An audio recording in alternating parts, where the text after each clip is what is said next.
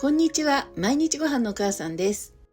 今日はオーバーナイトのふわふわ生地にお母さん特製アイシングをたっぷりかけた贅沢なシナモンロールを作ります。材料はこちらです。生地の仕込みは前回と同じなので、成形から見たい場合は3分57秒まで飛ばしてくださいね。まずは生地の材料をボウルで混ぜ合わせます。強力粉 250g、お砂糖 30g、カルダモンパウダー小さじ1/2。私はより強い香りが楽しめるようにホールカルダモンを潰したものを入れてますが、パウダー状になったものもあるのでそれを使ってもいいですよ。生地にカルダモンを練り込むのが北欧風のシナモンロールの特徴なのですが、苦手な場合は入れなくても大丈夫です。続いてドライイースト 3g、 3g ずつ個包装になっているドライイーストも売っているので、頻繁にパンを焼かない人にはそういう個包装のものがおすすめです。粉類が全部入ったらヘラでよく混ぜます。よく混ざったらぬるま湯 160g を入れます。ここで一度全体をよく混ぜます。ぬるま湯の温度は手で触ってみて少し温かいなと感じるぐらいで十分です。お風呂のお湯くらい温かいとイースト菌にとっては熱すぎるので、あくまで触ってぬるいと感じる程度の温度にしてくださいね。こんな感じで粉っぽさが落ち着いて全体になんとなくまとまりが出てくれば OK です。続いて室温に戻しておいたバター 30g を生地に加えます。室温に戻す時間がなければ電子レンジで 600W で10秒だけ加熱してみてください。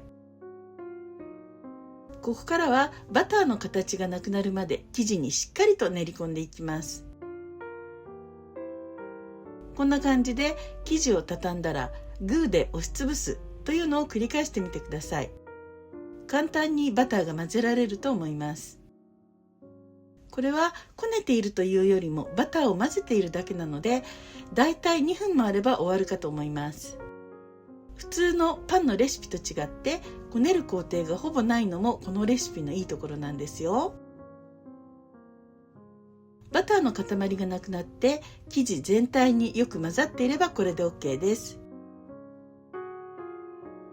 今日はこの生地をタッパーに入れて冷蔵庫で一晩ゆっくりと発酵させるオーバーナイト製法で作ろうと思います。生地が乾燥しないように蓋を閉めたら冷蔵庫の中で一晩発酵させてください。8時間から10時間くらいが目安です。続いてシナモンペーストを用意します。お砂糖 30g にシナモン 5g を加えて均等になるようによく混ぜます。そこに電子レンジで10秒加熱したバター 30g を加えます。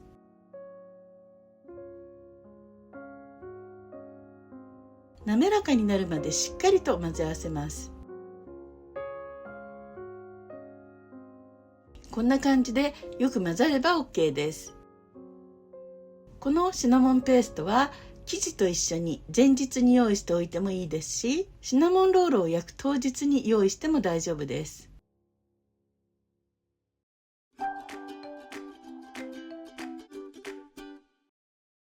一晩冷蔵庫で発酵させた生地を冷蔵庫から出して1時間ほど室温に戻してシナモンロールを作ります。生地がくっつかないように打ち粉を広げておきます。綿棒にも打ち粉をつけておいてくださいね。一晩発酵させてから室温に戻した生地はこんな感じです。発酵前と比べると随分膨らんでいますよね。それでは生地を取り出してみます。昨日に比べると随分生地が滑らかになっていますね。打ち粉を手につけて生地を長方形に伸ばしていきます。少し手で広げたら綿棒を使ってしっかりと生地を伸ばします。四隅が丸くなりがちなので時々手で引っ張ってできるだけ四角くなるようにしてください。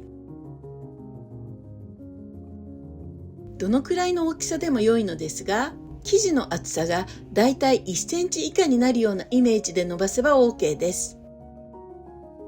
しっかり生地が広がったら90度回転させます。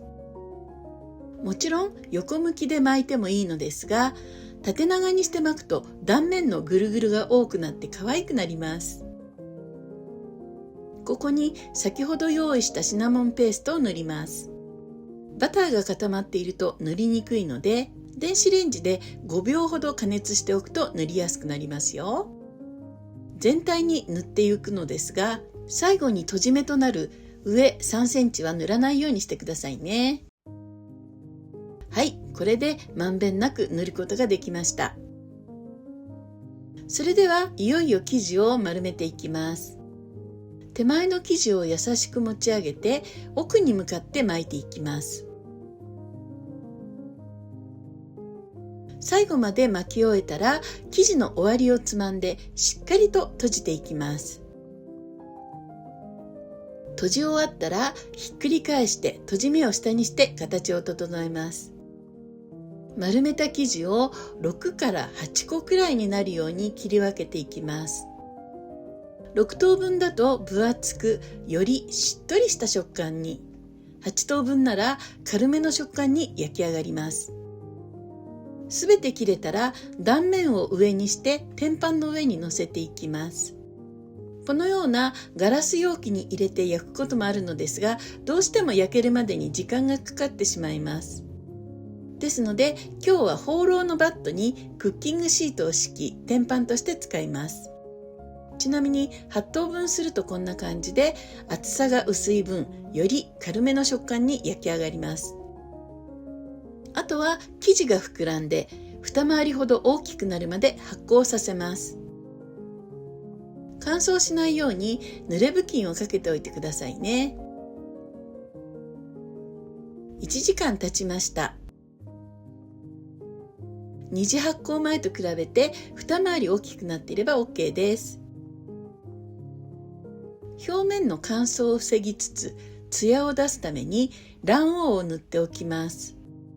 卵白だけ余るのが嫌な場合は全卵を溶いて塗っても良いですし、特に気にならないのであれば何も塗らずに焼いても大丈夫です。これで焼く準備が整いました。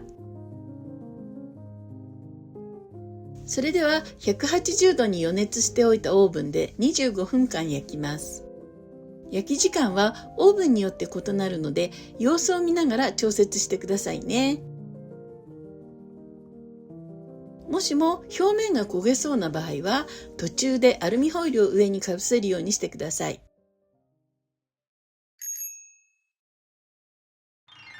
シナモンロールを焼いている間にプリンミックスを使ってアイシングを作ろうと思います。通常は粉砂糖でアイシングを作るのですが、こちらの方が簡単だしすごく美味しいのでぜひ試してみてくださいね。まずプリンミックス1袋約 35g を小さなボウルに入れます。そこに熱湯小さじ2約 10g を入れます。プリンミックスは寒天が入っているのでお湯で寒天をふやかす必要があるんですよ。よく混ぜ合わせます。最初水分が足りないように見えてもだんだんと柔らかくなってくるんですよ。少しクリームらしくなってきたと思いませんか？もしまだちょっと硬いなと思ったら数滴だけ水分を足してみてください。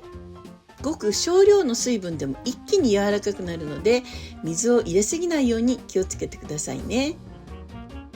今回私は水を 2g 追加して合計 12g の水分を入れたのですが、こんな感じでとろっとしてちょうどよくなりました。これでアイシングの完成です。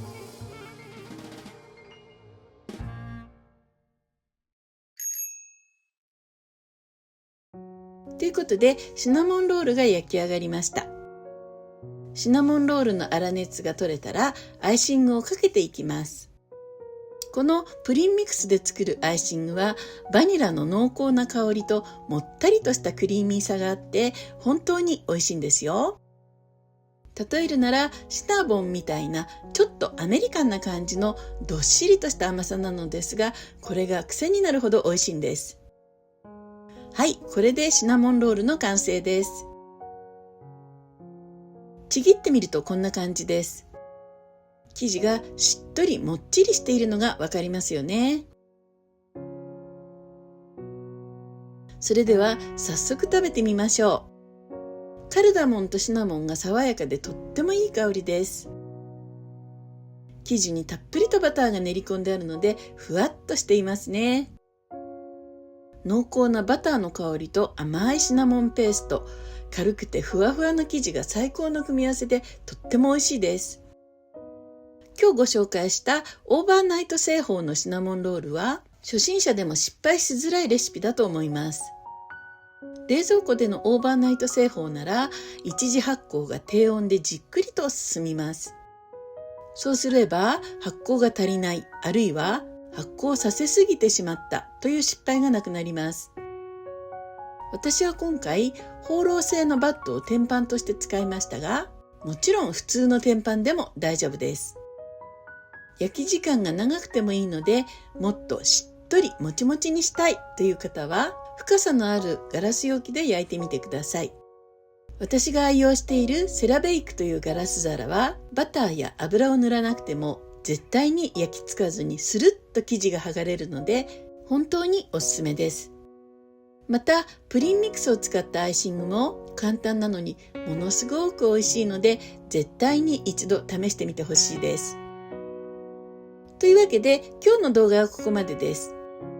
お店で売っているシナモンロールは硬いものが多いのですが、このレシピなら初心者さんでも気軽にふわふわもちもちの絶品シナモンロールが食べられます。